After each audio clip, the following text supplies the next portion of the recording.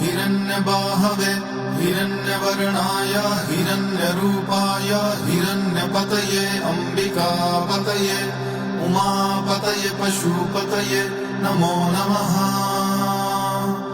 ईशान सर्वविद्यानाम् ईश्वर सर्वभूतानां ब्रह्माधिपते ब्रह्मणोऽधिपते ब्रह्मा शिवो अस्तु सदाशिवोऽहम्।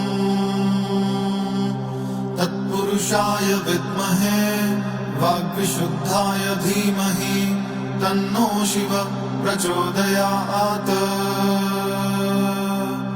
महादेवाय विद्महे रुद्रमूर्तये धीमहि तन्नो शिव प्रचोदयात्।